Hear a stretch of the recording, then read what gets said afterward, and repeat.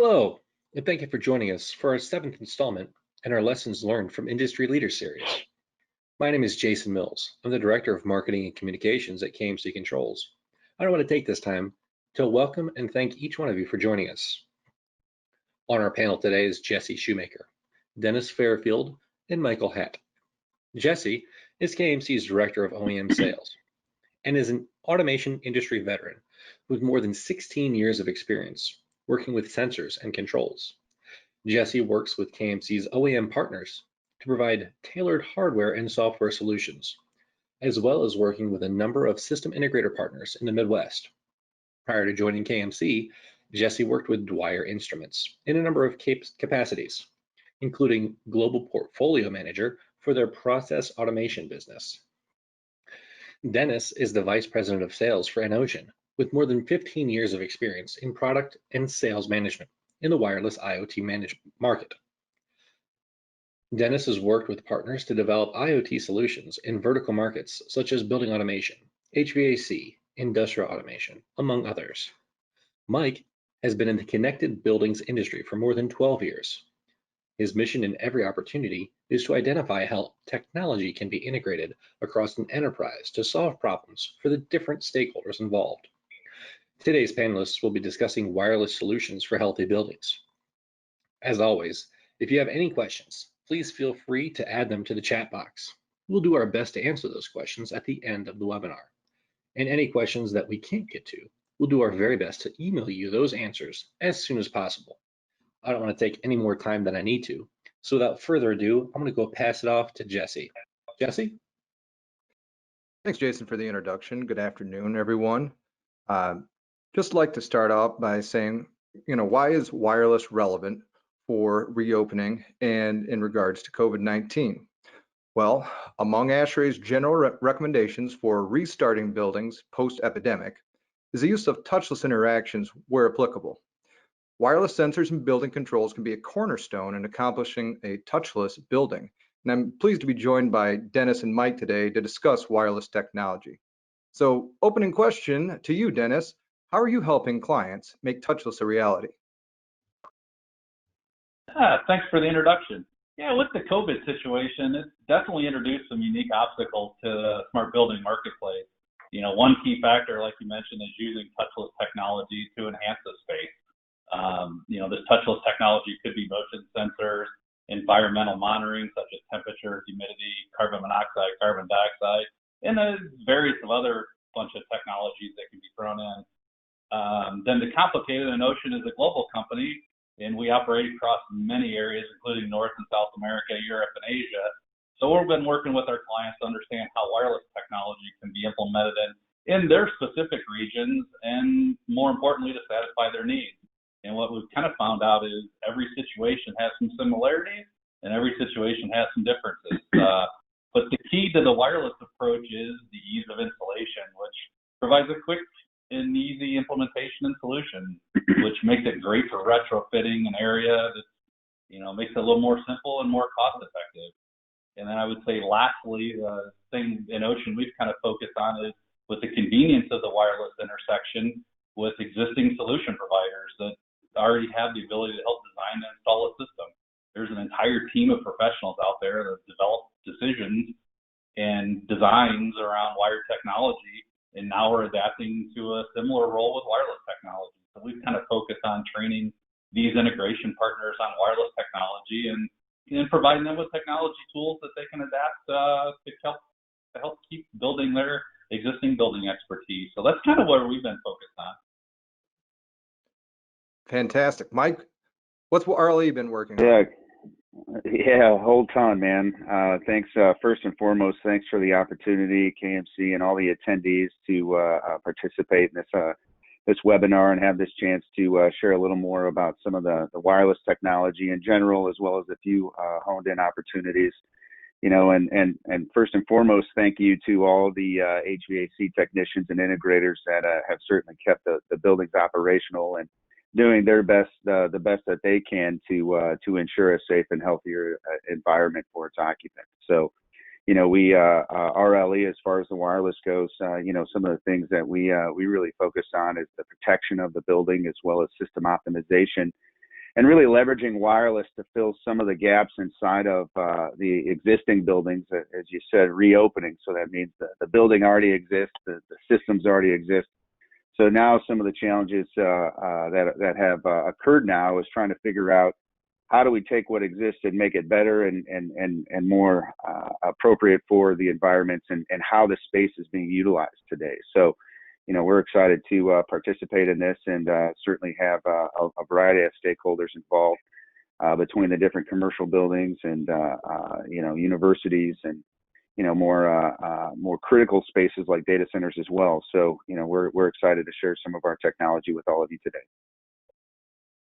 So, gentlemen, in addition to the touchless interaction helping to spread or helping to contain the spread of any type of disease, what other benefits could be realized from using a wireless approach for smart infrastructure?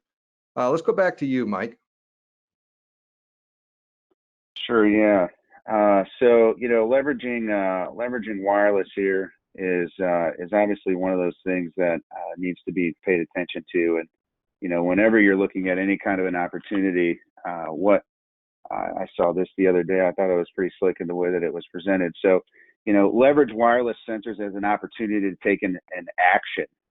I think a lot of times with wireless, one of the biggest things that everybody hopes for is, well, we can just deploy this stuff and get the data that we want. But today we really kind of need to sit down and spend a little more time trying to understand what data do you really need? Why do you need it? What are you going to do with it?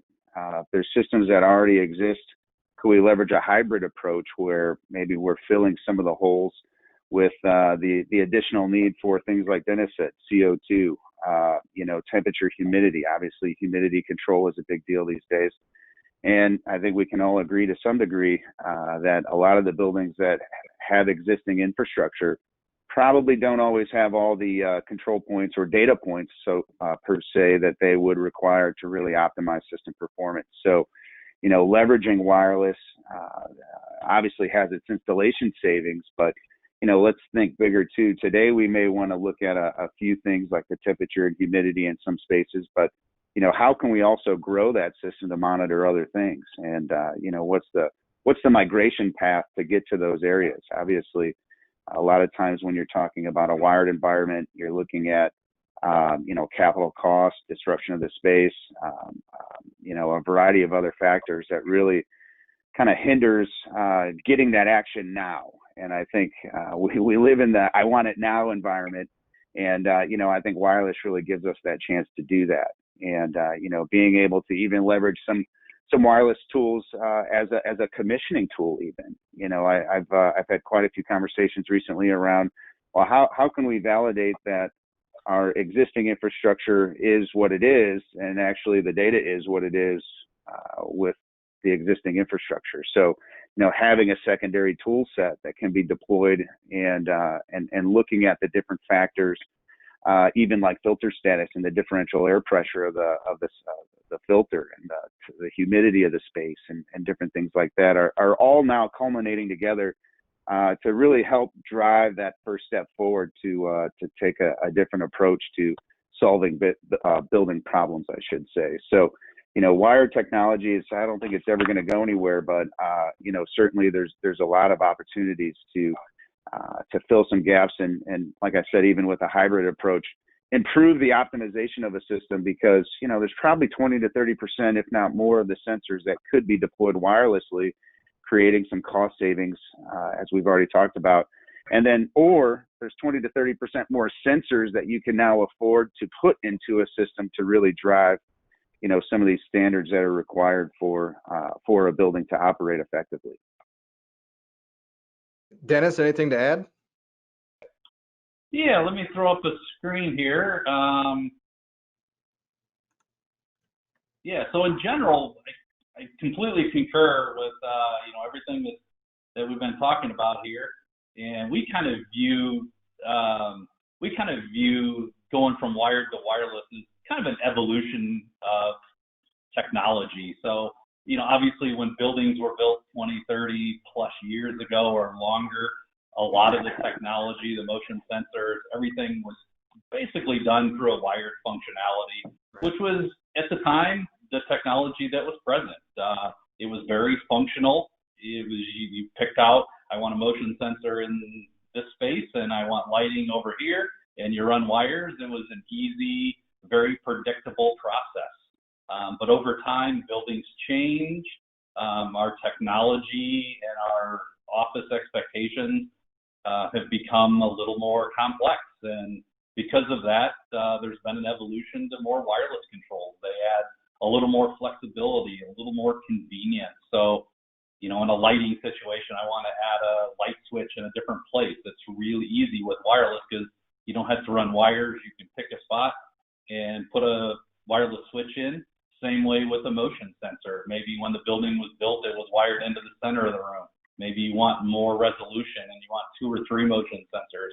With wireless, it's pretty flexible and pretty easy to do.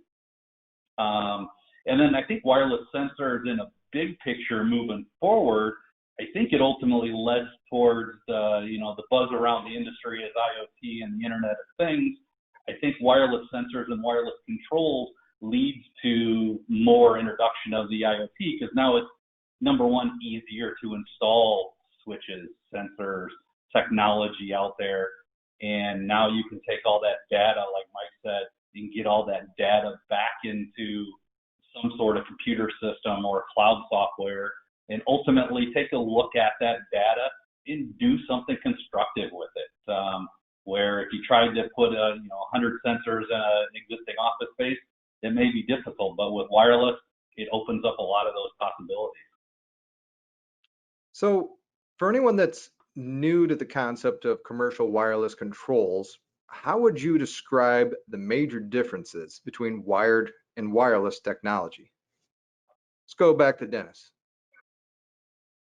Yeah, so let me show a screen here. I kind of summarized it a little bit. But yeah, in general, there's share my screen here. So basically, we kind of look at it as wireless advantage in kind of 2 different phases. You got the wireless advantage, which ultimately is you get more sensors and switches in the building. You don't want to run wire. It becomes costly. And depending on what, research or, report you want to look at, there could be tens of thousands, millions, or even billions of different sensors out there across the globe. And you don't want to run all this wire. It's just very inconvenient. And then we also kind of look at it from the point of view of not only do you have wireless sensors, but what's powering those wireless sensors. Now that you don't have wires connected to them, they typically, the traditional sense of powering these wireless devices is for batteries. Batteries in general are not good for the environment, and they're not good for maintenance. And I liken it to, we've all had the issue with our remote control at our house and the battery dies on it. It's okay if you got one remote control, you go to the cabinet, throw in another battery, and you're good. But now you say you got a 10-floor house with 30 different floors of remote controls, and now all of a sudden you have to change all these batteries. That's just not convenient.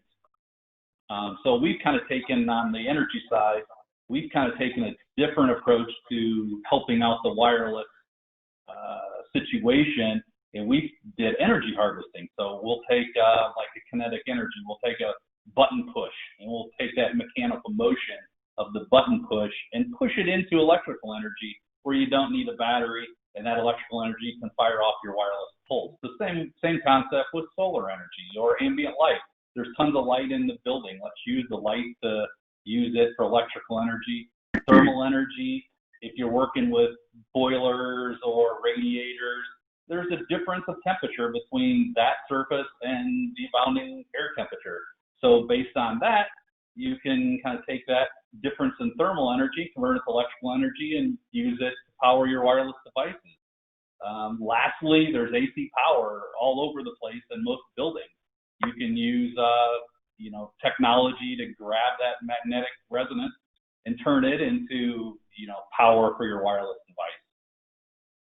And kind of lastly, I would say, we kind of look at just the general cost savings of wireless versus wired. If you just take a look at, we were working with one of our clients in Europe, an engineering firm, and they were kind of looking at it as, if you just look at a conventional office space and you're, doing normal wired versus putting in wireless in a bus, you're going to save about 12 to 15%.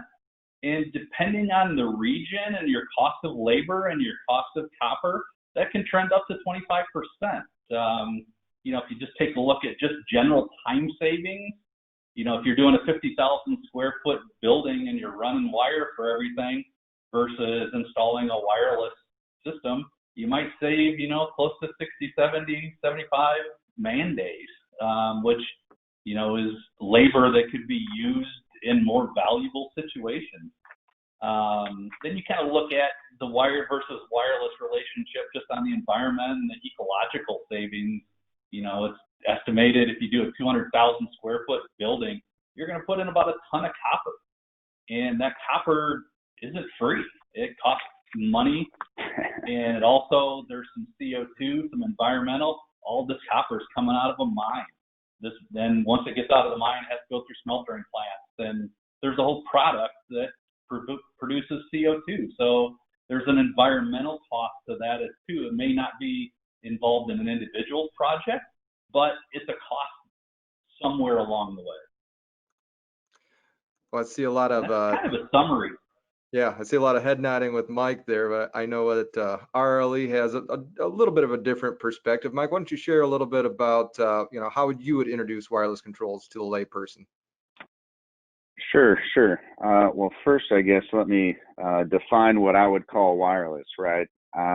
Wireless to me and to us is really the transmission of a data point to a network, gateway or a control system or an IoT platform for the purpose of either monitoring, alarming, or even control, or even altering a sequence of operations.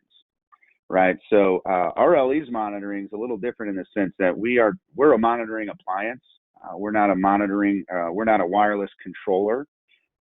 So we're a little bit different in that sense. But what our goal again is really to provide is that data point for the purpose of producing a result. Right. So I guess that's how I would define some of our wireless. And while Dennis is on this slide, I'll touch on this as well real fast. But cost savings. I did a walkthrough the other day. Well, not the other day. It was a couple of months ago, right? I was able to deploy about 10 different sensors throughout a 40,000 square foot facility. And in about 20 minutes, I had all of those data points talking back to the gateway, which is now available for threshold alarming, whether the temp's too high, too low. Could have been, but then also now it's available for integration. So, we don't just want to provide a data point. We want to do something with it, right? We want to integrate it to a control platform. We want to provide some level of alarm status, right? There was some folks that, I'll touch on this a little bit more, but building pressure is even more important now than ever. And how do you make it tangible, right? So we want to be able to deploy wireless technology to make, temperature, humidity. Those are the obvious ones. But how do you make building pressure tangible besides the door hitting you on the way out, right? Or locking you in. So we want to look at some of those other environmental factors that produce a healthier environment for the folks that are occupying it. And the cost savings in and of itself, then it's going to be more right. I mean, like I just said, in a few hours, you could probably deploy a smaller sized wireless system for the purpose of either integrating some alarm points or for control, because a lot of those existing buildings, let's just be honest here. I mean, the infrastructure that a lot of us are walking into is an aging infrastructure. There's a lot of that commercial office space now. Unfortunately, it's not as full as it was with the amount of people in those spaces that can create the, hey, I'm too cold or I'm too hot, those manual alarms, I like to call them, right? So, when we get back into it, it's the big thing is the cost savings that a lot of folks are after. But for me in and of itself, I mean, we do use batteries, and I'm pretty excited to share that with you, because what we're trying to do is improve visibility and the aggregation of the data for the purpose of optimizing system performance, right? And when you're looking at an enterprise of buildings, they're all at different levels. I mean, there's no one building owner that rips out all their their pneumatic controls and turns them all into DDC, or whatever the other options you may have currently in what you're trying to get to. It's typically a stair-stepped approach. And RLE, our focus historically, I mean, our mission really is to we exist to prevent disasters, preserve our clients' reputation, and provide peace of mind. So a lot of our wireless is seen more often in some of those critical spaces like data centers, giving us better protection in those spaces. But I mean, every commercial building, and every building, I should say, for that fact, has hot water piping, cold water piping, has different environmental factors. You got to be doing some fresh air reset with CO2 in different spaces. And I think wireless for us is really protecting a lot of those critical zones and really making that data visible. And a lot of building owners now really want to provide some risk mitigation because, like I said, I mean, a lot of the buildings aren't as occupied as they once were. So if leaks started to occur in a bathroom somewhere, I mean, you're going to come in, a day, a week, a month from now, whenever that space is more occupied, and realize you got a bigger mess on your hands than you ever wanted to deal with. And I think the biggest thing that wireless for us can do is to make an impact now, right? I don't have to go and do a capital plan. I don't have to, create this, the disruption of the space to make sure how and when people are there and when you can get into the building. Depending on what you're trying to look at, I think a lot of it really comes down to design and what are you really looking to achieve. I think for me, one of the fun conversations to have is to do some planning, and let's really talk about it, because I think a lot of folks have this fancy idea of what wireless can do for them, but what are you doing with the data, right? Are you leveraging? Do you need more data to produce better airflow performance inside of a space, or migrate the space utilization? I was on a webinar a couple of weeks ago with some property manager groups, and what they were talking about was basically leveraging different parts of the building as different space flows, right? And by that, what I mean by that, instead of just having one big cubicle farm that everybody walks into and that's all your space, they're trying to zone out when people are there and how many people are there. So maybe the west wing of the building, it would be easier to provide some better economizer mode or fresh air reset with CO2 or some other things like that. So certain parts of that building may get retrofitted to produce that result, but it doesn't have to be the whole building, right? Because there's a lot of pieces to all of this that has to come together, and obviously the specifying engineers and the system integrator community and all the service engineers that are in and out of these buildings, they know that, right? And what's the easiest way to get the result? It's ultimately to have, I don't want to say anybody, but almost anybody be able to go out and deploy some sensing capabilities for the purpose of driving a result. And one of the other things I'll talk about here in a moment, while it's on my head, I'll share it, is a hot water pipe. So there's a lot of pipe strap sensors that are available, so we can take that pipe strap sensor, make sure that the hot water temperature is, I believe I heard it was 140 degrees you needed to maintain it at. But if it dropped below 120, it wasn't productive hot water anymore. So, what do you want to do? I mean, I can only assume that in a larger building environment that temperature drops probably regularly, more than anybody would like to admit, but are you really measuring it? Are you really trying to ensure that I know the service engineers, they know what they need to accomplish, but now you got to go through all the planning and the budgeting and all of that. Whereas, I'm saying, hey, take this transmitter, grab a pipe strap sensor, pull the plug, poof, it auto discovers into the system, and now you have that data point. Now what do you want to do with it, right? So I think a lot of that is what's important when talking about wireless as a whole. So Great stuff. Thanks for sharing your guys' perspective there. It sounds like we've covered a lot of the advantages, and I certainly expect Mike, just following up on what you were saying, to see a lot of creative approaches in ensuring occupant safety and confidence in the built environment as buildings again begin to reopen. So, touching on that concept of occupant safety in the wake of COVID-19, it has been a concern for many.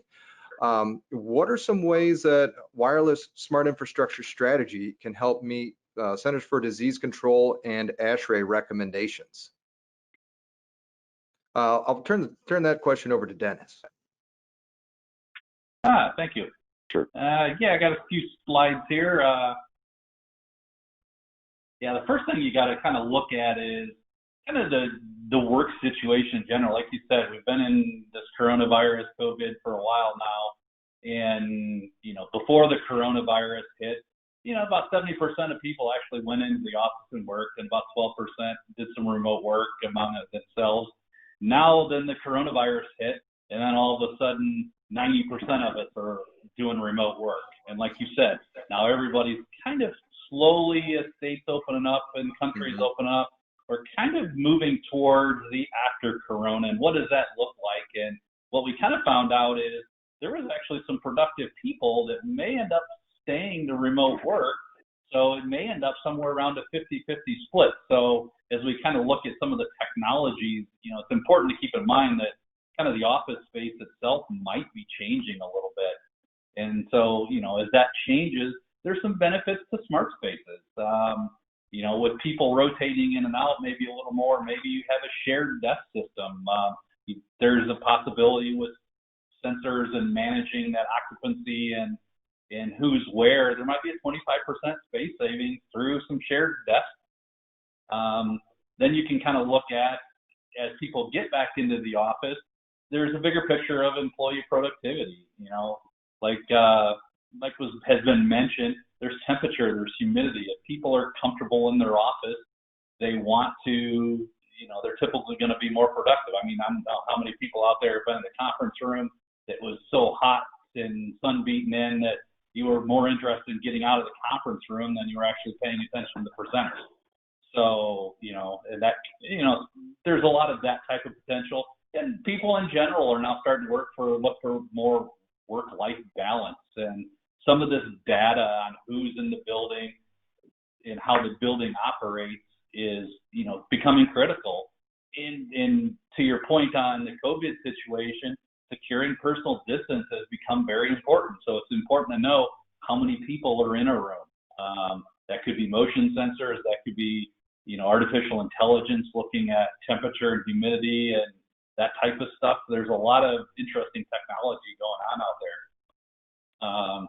On the social distancing front, we got a bunch of different sensors, not going into the technology, but, people are in engineering rooms. Are you looking at desk occupancy? Maybe because of the space of that room, you only get 2 people in there at any given time. Well, it'd be great if you knew that there was 2 people in there. There's sensors out there that you can mount on a chair, and if the chair moves, now somebody's sitting in the chair and you can collect that data. If you're in a room, you can do motion sensors that have people activity counters that count and understand how many people are in that room. From a hygiene standpoint, people are concerned. Hey, everybody says that COVID lasts on, surfaces for, depending on what report you read, hours to days. So maybe as a restroom, maybe you can monitor the door going open and close, and maybe after 3 or 4 people use the restroom, maybe a cleaning crew comes in and wipes it down. I'm down here in Georgia in the Atlanta area. Our stores are still counting people going in and out because of some local regulations. So there's wireless passage sensors out there that you can just easily retrofit to a door versus a person standing there on a tablet counting people going in and out. And, like Mike said, too, the biggest thing is all this wireless data and sensors you're putting out there is, what are you doing with the data? How do you take this data and translate it to useful information? We've worked with several software companies, artificial intelligence, that you can do live status. You can understand where people are in the building. You can do history. Hey, are we, as a company, are we treating our employees right because it looks like social distancing and people in a given room, temperature, touch-free operation, all that seems to be working. Space optimization. As you go to more rotating desks, you can track some history and say, geez, why are all these people congregating in this room? Maybe it's a temperature issue, or maybe it's after lunch and everybody's going for a coffee break. But you can kind of track that and generate reports and educate your employees the same as to treat them correctly. And you can do heat maps and different types of ways to represent the data. But the key thing is that wireless sensors give you is it allows you to take the information and do something with it. Another application is, like I said, conference room. Maybe after you're done with the conference room, maybe you just want to put a wireless button in there and say when you're done, you push the button, and that you have a facility management group. Maybe they come in and wipe down the tables or something to that end. Restrooms. Typically, restrooms are clean, just people rotating through. But now maybe you want to take a look at and track, the status of, paper towels and how many people have been in and out of the restroom, and when does the facility management group have to kind of come in and do something? So that's, some application. What it really comes down to is employers and employees kind of have to work together in this new normal that we're going to live with for a while, and kind of educate on the social distancing, the touch-free operation. And I think what, as Mike alluded to earlier, what wireless sensors and switches give you is the ability to quickly retrofit and kind of move into that world. So Mike, how else is RLE helping clients with their COVID-19 response? Sure. So I think you guys can see my screen. I got it right. As you see, every building is different, right? I mean, you have campus environments, you have single commercial office buildings, you got retail space, there's healthcare, there's nursing homes, there's industrial, there's the parking garage now is also changed, right? Yep. They may not be as full as they once were, but in some cases they may be more full. So, and then, I just want to jump on this real fast. Is that last one on the bottom left there is the data center. The only reason we're all able to do what we do today is because data centers are the most critical space to keep us all connected. So in all of these buildings and all of these environments, I would just encourage you to make sure you have some plan in place to ensure that you got the best airflow that you can. I know that's often talked about. You have the right temperatures, humidities. All of those have an impact on system optimization. If there's, some of the floors, obviously, if you're in a raised floor environment, there's some performance floors that can be provided that really direct airflow towards those cabinets and protect our ability to connect, right? And then even leveraging hot aisle and cold aisle containment too are areas that really do drive performance and maintain the uptime and ultimately the performance of that technology, right? Those data centers. So ultimately, none of this is even possible without maintaining and ensuring, even your IDF closets and MDF closets, take a look at those. I know a lot of those have historically been repurposed from janitor closets and things like that. So, you have piping, water piping, and, you have battery charging and all of that with methane or hydrogen gases and stuff like that.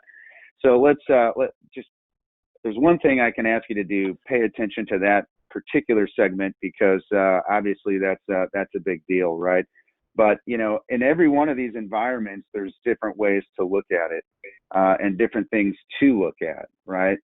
So as far as what we're doing, we're really helping to try to drive and understand and have the conversation around how is your building, how was it being used, and maybe how are you planning on using it in the future? ASHRAE and the control sequence of operations, they've now shifted a little bit, so there's a likelihood that you need more data. And then what are you monitoring today, and what should you be monitoring now due to some of the new standards? And as Dennis had also alluded to, it's how are people entering and leaving the building? Where are they sitting? Where are they congregating? How can you leverage that data point to do something with it, to create productivity or even a more clean environment, safer environment? Now, obviously, there's more points to creating this environment than just putting a sensor out there, right? I mean, you have to have the mechanical equipment and all the dampers and all the VAVs and everything boilers, they all need to operate together. So really the opportunities, I think, come down to the design and engineering, integration with existing building systems, I think is pretty critical in the point that, like the last slide I just showed, I mean, they're all of these buildings already have a system in there, right? And the likelihood is that they're probably not producing all the points that they wish they could provide, because they could be creating better optimization in how the building performs and some of the systems perform, right? So there's an opportunity really around design and engineering to sit down and understand that, to really optimize those systems, to some degree create a migration path, to not have to drop everything from the leaky roof fund today, but to optimize some of those portions and then budget for those improvements later. And a lot of this needs to be installed by the existing labor pool. So, space utilization, I think, is probably the biggest things that I think we're all realizing today is as Dennis alluded to as well. I mean, the work from home environment, there's a lot of us that are going to stay working from home. Now, I work remote anyway, so it's not really changed much for me. But what has changed is that I'm not on the road as much, which is, a blessing and a curse, right? But, ultimately, what I think building owners need to do is create a risk mitigation plan. There's things that they are now going to be watched for and accountable for, that maybe they didn't have to worry about before. Now that you have a building full of thousands of occupants, or historically you had thousands of occupants in your building, and now you have hundreds of occupants in your buildings, that's a big change. So how does that change the way that how you're operating your systems? There's probably some heat loads that were assumed because it had thousands of people in the building. Well, now it's not there. So there's quite honestly probably going to be a little impact on the energy consumption as well in a lot of these things. So, what we're really trying to do is, especially since building uses have changed, what we want to accomplish is help to ensure that if you're missing some data points or you need some data points, my biggest goal has always been to try to interoperably take technology, make it all work together to drive a better result. And, there's lots of ways to do it. But, what you have to look at, too, is the easeability of setup and the longevity. I know we talked about the batteries, right? But we have up to a 12-year battery life on our transmitters that are talking every 10 to 20 seconds with the radio transmitter. So we're pretty comfortable with the battery, 3.6 volt lithium battery that we have in there, and the data that it's producing. But again, you got to look at what's right for you, right? What's right for the end user? What's right for the environment that you're looking to retrofit? What's right for the environment that you're actually looking to build maybe today? There's a lot of these factors now that historically haven't needed to be looked at, but exhausting stale air out of these spaces more regularly, like you used to like you do in operating rooms. Now they're trying to, do something similar in these major buildings. Well, a lot of those buildings weren't designed for that, right? So when I talk about the space utilization, it's how are we moving people inside of this building to really do something better for how that air is moving inside of that space and how that space is being used. So, we're looking at a lot of these things, and just as important, I guess, let me say, again, you have all these pipes everywhere. You'd historically get somebody throwing a flag to say, hey, there's water pouring out of the roof on floor 3, right? Well, those people they're not sitting on that floor anymore. So making sure that you have proper water leak detection in a lot of these spaces too. I mean, it's not typically a matter of if, it's a matter of when a leak occurs. I was working with another partner of mine. He asked me, what percentage of buildings do you think end up incurring some sort of a leak? And I took a wild stab at it. I said, I don't know, 60, 70%.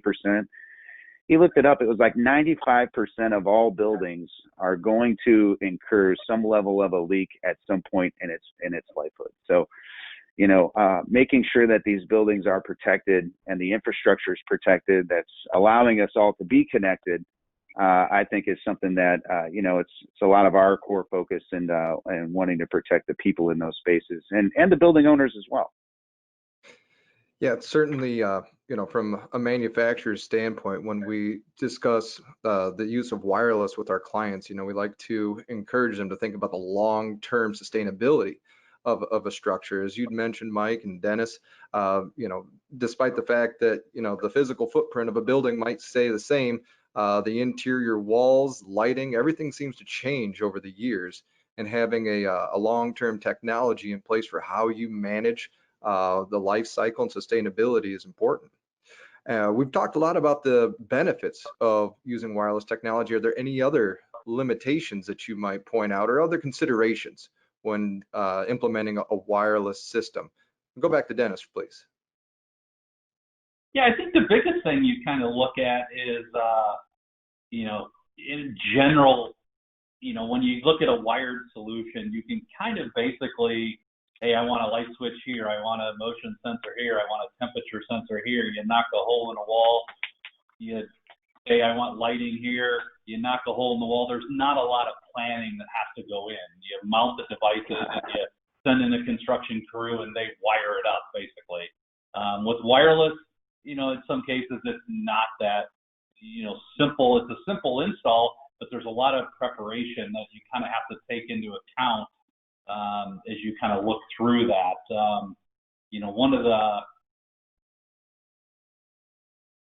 One of the things you kind of look at in wireless is, how far can my wireless transmit?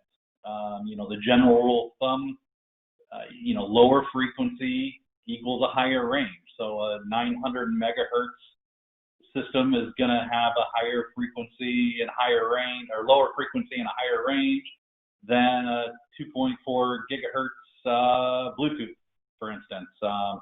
So, you kind of look at that and, what kind of a range map do you got to take your office building space and kind of take a plan and map it out and see where you're going to have to put your sensors. There's a little forefront planning that needs to go into it. And, some people will say, well, geez, why wouldn't I just use the lower frequency all the time because it gets more range? Well, if you kind of doing systems across the globe in our connected world now, 900 megahertz works in the U.S. It doesn't work in Europe because of legal and regulation. So they use 868 megahertz. We're 2.4 gigahertz. And nice thing is, it's a universal. It goes around, to all the different countries out there. So you got to kind of pick what frequency, what kind of range do you need, and plan that out a little bit. If you do the upfront planning, everything from the installation becomes easy. But that is definitely something that you need to take into account before you start inserting your sensors and doing that type of stuff. And then, wireless is a generic term, but if you really drill down, wireless is only a mechanism. There's a protocol or your message structure that goes over that wireless connection. Do you want to, and there's give and take to every protocol that you choose and what type of wireless do you choose. Wi-Fi, we're all familiar with Wi-Fi. It's in most of our houses as access points. But Wi-Fi does take higher power than a lot of other technologies out there.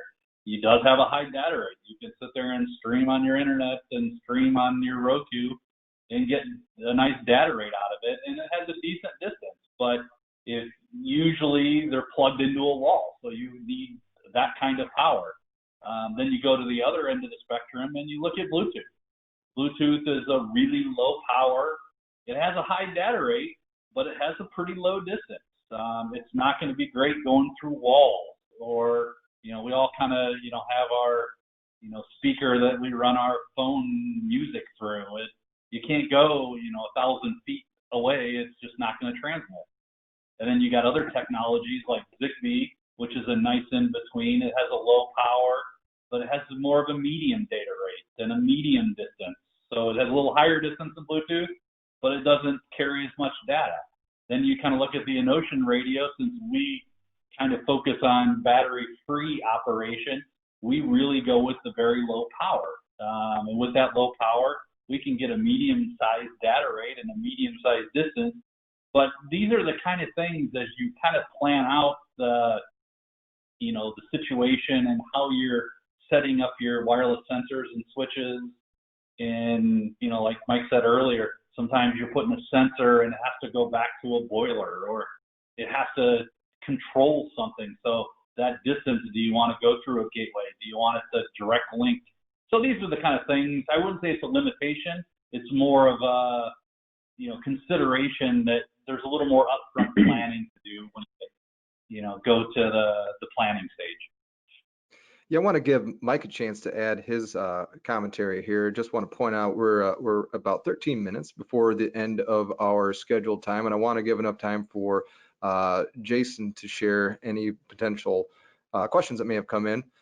Mike, we'll go back to you for just your perspective here. Sure. Yeah. No, I like this slide, and when we were all talking last week or so, I chuckled because everything you see between the Wi-Fi, the Bluetooth, the Zigbee, the EnOcean, our radios, 900 as well as the 868. I think we got just about every wireless protocol covered between us. So it really comes down to the design and what are you trying to accomplish, right? So, some of the design aspects that obviously come into play is what are you looking to cover, and what do you want to measure, and what are you going to do with it, right? So, since we do have a 900 megahertz radio in our systems, and internationally it's the 868, we are able to take advantage of the longer ranges and the battery life, because we have up to a 12-year battery life. And if you think about that, really, there's a lot of naysayers about wireless because range, you went through one wall, so it's no longer 100 feet, it's like 30 feet, right? Or whatever those metrics are. So, what do you really want to measure? Where are you going to lay it out? And I just threw this together because radios talk differently, right? And Zigbee talks differently than the 900 megahertz radio. So I just wanted to point out how our architecture in a radio environment would work, because it's not jumping from a repeater to a repeater to a repeater all the way down to the gateway, right? We're looking at leveraging range extenders in far ends of the building where you're trying to drive data back to the gateway itself. And, again, depending on what you want to measure and how you want to measure it, there's a lot of opportunity to do that. So, it really comes down to layout. And again, what are you trying to accomplish? So, here's a few of the areas that we're focused on. And for the group probably listening, I think the couple to really pay attention to obviously are the temp humidity, right? But I think it's the analog transmitter, which is capable of connecting any 0 to 5 volt, 0 to 10 volt, or a 4 to 20 milliamp output of any sensor. So, you really get a lot of flexibility, especially in a lot of these industrial and mechanical rooms and different things that you're wanting to try to measure. The digital inputs, the building pressure, all of these things, and then obviously the wireless leak detection as well. These are all things that really need to be analyzed in where you're putting them. But what are you really trying to get out of it? And the interoperability of, leveraging some of our wireless, some of the EnOcean wireless, some of, maybe some physical hybrid environments where you're wiring things. How do you get the best outcome, I think, is ultimately what we're all trying to accomplish with the money that's available, right? So if I can save a little money on this side to drive a better outcome over here, I think that's ultimately what we want to accomplish. and why wireless has really been so popular in idea as well as practice. So. Yeah, interoperability is certainly a tenet that we endorse. KMC, you know, open on the top, open on the bottom type of architecture. I want to bring Jason back on the line just to see if we have any questions that may have popped up during our conversation here. Outstanding. Thank you, Jesse. Yeah, we do have about 9 minutes left here, so let's try and quickly get through a few of these questions, and then we'll see if we have any time for closing statements at the end. Our first question is, what recommendations do you share with clients to help them future-proof their smart buildings or their buildings in general? Any And takers? all of these questions, by the way, are for the group. Sure. Future-proof. I guess that's kind of a loaded word there. I mean, describe future-proof, and I guess maybe the guy who put it on there didn't. Well, and I think ultimately what you're trying to ask is, how can we leverage? How do we make the best smart building that we can, right? For the technology that's available today, but then could also be leveraged with future technologies, right? And I think it's, as Jesse, you mentioned, it's the interoperability of the technology and its ability to integrate to different systems. So being able to have a standard BACnet, Modbus, or SNMP, or a driver that's available to input that data into another system to then do something with it, I think ultimately is one of those facets that really helps to drive long-term opportunity inside of the future proofing of your building, right? Yeah, I think too, from our point of view too, is it's tough to future proof because technology does change pretty rapidly. But as we kind of talked about the protocol, the key is to pick a protocol that's going to be backed by a standard. Don't go pick a protocol that's a fly-by-night company. Usually, if there's a standard, that standard's backed by larger companies that ultimately are going to stay in business. I'd go back to when I was younger, that you can relate to the Betamax versus VHS. Betamax lost because they didn't have the backing of the standards organization. Wi-Fi became the go-to standard for internet connection because large companies like Cisco and Hewlett-Packard and insert big company here jumped on board. And now when you look at Wi-Fi, it's kind of future-proof because your router in your house has changed over time, but it seems to retroact. And kind of what you get with the standard too, if you pick the right protocol and the right ecosystem, so to say, you get the ecosystem like Mike's been talking about. You get gateways, you get software packages. It's all part of an ecosystem. So if you ultimately pick the right future-proof standard, as you move forward, they're going to be more conscious about making sure legacy equipment stays connected as we kind of transition from wired to wireless in that hybrid world. Absolutely, that makes sense. Yeah, I'd say just adding to that, we encourage clients to choose open, standard, interoperable technologies, and then also, define your security posture and consider what your goals are going to be at scale at the outset of any, smart infrastructure strategy. Our next question is, are there any governing bodies that regulate a set of standards for wireless?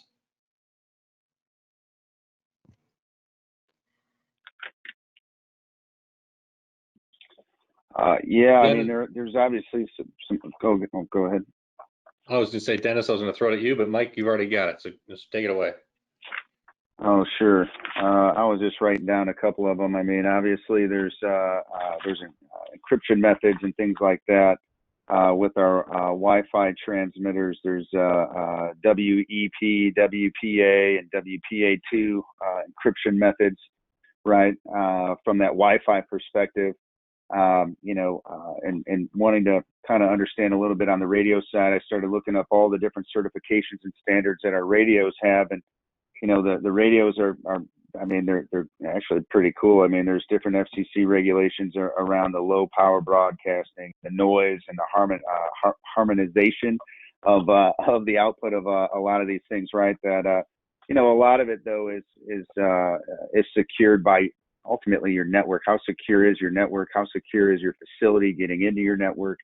How you hopefully don't want to have to not trust people coming in and out of your building, right? Especially service technicians. So that's why you have card swipe badges and things like that, so that you always know who's where and what's going on. And as Dennis had alluded to, knowing where people are in the building, I think is something pretty popular. It seems like today as well. An old friend of mine actually has something that was built so that it records where your cell phone is inside of a building, and it pings off of different radios in there. So it's like people tracking as well, right? So, you know, there's a lot of ways to do it, and you know, just making sure that you're doing something with that data is ultimately what you're after. Yeah, and I would kind of add on to that a little bit too. So you kind of look at, from a standards perspective, you look at there's a hardware standard, which is your 2.4 gigahertz, for instance. So you get, you know, entities like the FCC, the European version of the FCC. They manage that hardware platform and that frequency spectrum. And then you go up to the kind of the protocol, the message structure over that. That would be your Bluetooth, for instance. And the nice thing is with Bluetooth, if you put Bluetooth on your product, you have to be part of the Bluetooth Alliance, Bluetooth standard, and they do testing to make sure all the Bluetooth is interoperable and work with each other. So every, you know, Bluetooth, Wi-Fi, everybody's got kind of their own individual ecosystem and their own individual standards that kind of everybody looks to. Okay, great. We got about 3 minutes left here, so that leaves us just enough time for about a minute each for closing thoughts. And if people are interested in learning more about any of your products or resources, how can they get in touch with you? Dennis, you want to kick us off, and then we'll go straight to Mike and then Jesse. Yeah, once again, I appreciate everybody's time and viewing the webinar this afternoon. And we think that wireless has a really good place in upcoming future. And with the COVID-related situation, there's a lot of opportunity out there. The easiest way to look for EnOcean products, obviously we're partnered with KMC Controls as well, but we have a lot of our products within the EnOcean.com website. And we also have an EnOcean-Alliance, which is a larger picture of all the ecosystem of all of our OEM partners and solution providers out there. And obviously, feel free to reach out to, you know, the contact from the webinar, and I'm sure we'll, you know, get me in touch. Yeah, the same. I mean, if you're interested in learning anything about RLE Technologies, rletech.com, T-H-A-T-E-C-H. Obviously, my name is Michael Hadt, Hadt, H-A-D-T, at rletech.com. But obviously, reach out to Jesse, reach out to Jason, reach out to your local contractor partner regarding some of the different technologies that are available. Obviously, we would be ecstatic to have any of those demo opportunities as well, to kind of turn you into a yay sayer around wireless, right? So, you know, feel free to reach out. We're here for you. Obviously, we're collectively all on the same team, wanting to push the same agenda. So, you know, we have different ways to impact different parts of each of the buildings that you're all responsible for, and trying to drive different outcomes for. So we just want to be an enabler like you guys. So thank you very much for this opportunity and sharing a little more about RLE and our technology, wireless as a whole. And if there's anything that the building geniuses at KMC Controls can do to help out, you can reach us at www.kmccontrols.com. Fill out an inquiry or call our 800 number. My name is Jesse Shoemaker. I appreciate the opportunity to be here with Mike and Dennis and be speaking with you all today. Outstanding. Thank you so much once again, Dennis, Mike, Jesse. Thank you for joining us. To everyone who's stuck with us until this point, thank you so much for attending this webinar. And I hope to see you again at our conclusion, at our final webinar in this series next week. All right, thanks so much. I hope everybody has a great day. Bye. Take care. Thank you.